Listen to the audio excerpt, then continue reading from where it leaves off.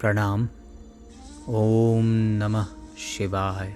हमारे शास्त्रों में अनेक ऐसी साधनाएं एवं व्रतों का उल्लेख मिलता है जिनके करने से साधक व श्रद्धालु अपने निहित उद्देश्यों एवं मनोकामनाओं की पूर्ति कर सकते हैं।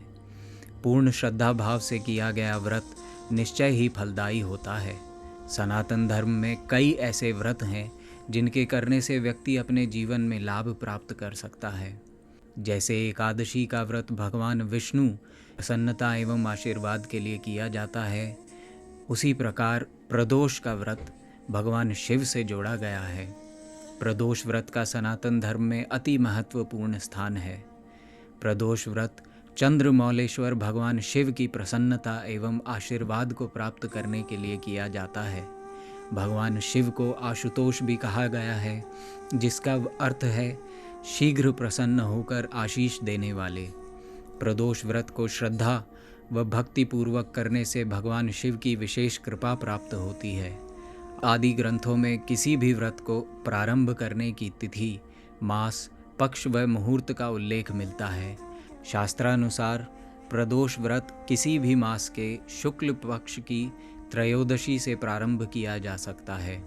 श्रावण व कार्तिक मास प्रदोष व्रत को प्रारंभ करने के लिए अधिक श्रेष्ठ माने गए हैं। प्रदोष व्रत का प्रारंभ विधिवत पूजन अर्चन एवं संकल्प लेकर करना श्रेयस्कर रहता है। हर माह के दोनों पक्षों की त्रयोदशी तिथि को प्रदोष व्रत रखा जाता है। इसी के साथ किसी खास दिन पर जब प्रदोष व्रत होता है तो उस दिन के साथ इस व्रत का संयोग और भी अधिक महत्वपूर्ण हो जाता है। इसमें मुख्य रूप से सोमवार के दिन पड़ने वाला प्रदोष व्रत सोम प्रदोष व्रत के नाम से जाना जाता है। मंगलवार के दिन पड़ने वाला प्रदोष व्रत भौम प्रदोष व्रत के रूप में जाना जाता है। शनिवार के दिन शनि प्रदोष व्रत और रविवार के दिन पड़ने वाले प्रदोष व्रत को रवि प्रदोष के रूप में जाना जाता है। ऐसे में अलग अलग दिन पड़ने वाले प्रदोष की महिमा भी उसी के अनुरूप होती है। इसी प्रकार अन्य वार को आने वाला प्रदोष का भी अपना अलग महत्व है, पर इन कुछ दिनों में प्रदोष व्रत होने पर इसकी महिमा और अधिक बताई गई है। प्रदोष व्रत को करने वालों को द्वादशी की रात्रि से ही शुद्धता, सात्विकता एवं ब्रह्मचर्य का पालन करना चाहिए।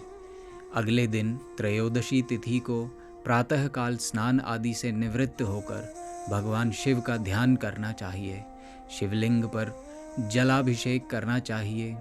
ओम नमः शिवाय अथवा नमः शिवाय मंत्र का जाप जितना संभव हो सके करना चाहिए। यदि उपवास कर सकें, उपवास का संकल्प करके पूरा दिन निराहार रहना चाहिए। उसके पश्चात सूर्यास्त के बाद स्नान करके और शुभ मुहूर्त में भगवान शिव का विधि विधान से पूजन करना चाहिए। प्रदोष पूजा को घर या मंदिर जहाँ चाहे कर सकते हैं। पूजा करते समय उत्तर या पूर्व दिशा की ओर मुख करके बैठना चाहिए और भगवान शिव का पुष्प, बेलपत्र, पंचामृत, अक्षत, भांग, धतूरा, सफ़ेद चंदन, धूप, दूध आदि से पूजन करना चाहिए। जलाभिषेक करना चाहिए व शिव मंत्रों एवं शिव चालीसा का पाठ करना चाहिए। भजन आरती पश्चात भगवान को भोग लगाना चाहिए और प्रसाद को सभी लोगों में बांटना चाहिए। प्रदोष व्रत के नाम से अनेक कथाएं प्रचलित हैं, जिसमें एक कथा के अनुसार चंद्रमा को जब श्रापवश क्षय रोग होता है तब इसके कारण चंद्रमा की रोशनी, प्रकाश का नाश होने लगता है। ऐसे में चंद्रदेव भगवान शिव की भक्ति करते हैं और इनसे अपने कष्ट को दूर करने की प्रार्थना करते हैं। भगवान शिव चंद्रमा की भक्ति से प्रसन्न होकर उनके कष्ट का निवारण करके उन्हें श्राप से मुक्ति प्रदान करते हैं और जिस दिन चंद्रमा को इस कष्ट से मुक्ति प्राप्त होती है वह त्रयोदशी तिथि का समय होता है। भगवान शिव ने त्रयोदशी के दिन चंद्रमा को पुनः जीवन अर्थात उनका प्रकाश प्रदान किया, अतः इसीलिए इस दिन को प्रदोष कहा जाने लगा। प्रदोष व्रत की एक और कथा। वैसे तो हर वार के अनुसार प्रदोष व्रत कथा का श्रवण किया जाता है, परंतु एक बहुत ही प्रचलित कथा है। एक गांव में एक निर्धन विधवा ब्राह्मणी रहती थी और ब्राह्मणी का पुत्र भी था। भरण पोषण के लिए दोनों प्रतिदिन भिक्षा मांगते और जो मिलता उसी से अपनी क्षुधा शांत करते। ब्राह्मणी कई वर्षों से प्रदोष व्रत का पालन कर आ रही थी। एक बार ब्राह्मणी का पुत्र त्रयोदशी तिथि पर गंगा स्नान करने के लिए निकला। स्नान कर जब वह घर की ओर लौट रहा था तो रास्ते में उसका सामना लुटेरों के एक दल से हुआ।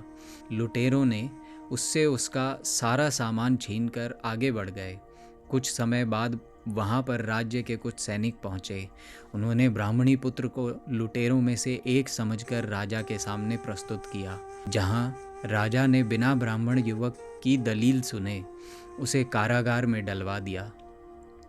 रात्रि में राजा के स्वप्न में भगवान शिव आए और ब्राह्मण युवक को मुक्त कर देने का आदेश देकर अंतर्ध्यान हो गए। राजा नींद से उठकर सीधे कारागार पहुँचे और युवक को मुक्त करने का आदेश दिया। राजा युवक को साथ लेकर महल लौटे, जहां उन्होंने युवक का सम्मान किया और उसे दान मांगने के लिए कहा। युवक ने राजा से दान स्वरूप सिर्फ एक मुट्ठी धान मांगा। राजा उसकी मांग को सुनकर अचरज में पड़ गए। राजा ने युवक से प्रश्न किया कि सिर्फ एक मुट्ठी धान से क्या होगा, और भी कुछ मांग लो, ऐसा अवसर बार बार नहीं मिलता। युवक ने बड़ी ही विनम्रता पूर्वक राजा से कहा, हे राजन, इस समय यह धान मेरे लिए संसार का सबसे अनमोल धान है। इससे मैं अपनी माता को दूंगा, जिससे वे खीर बनाकर भगवान शिव को भोग लगाएंगी।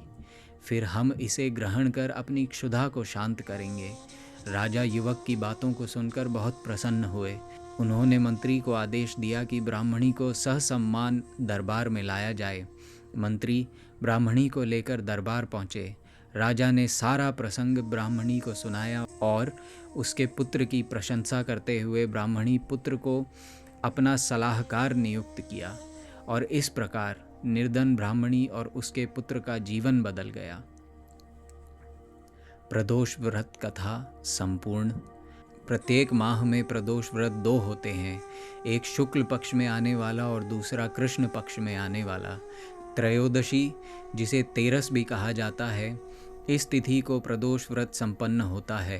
प्रदोष काल में उपवास करना, रात्रि जागरण करना चाहिए। यह सभी दोषों का नाश करता है। ओम नमः शिवाय।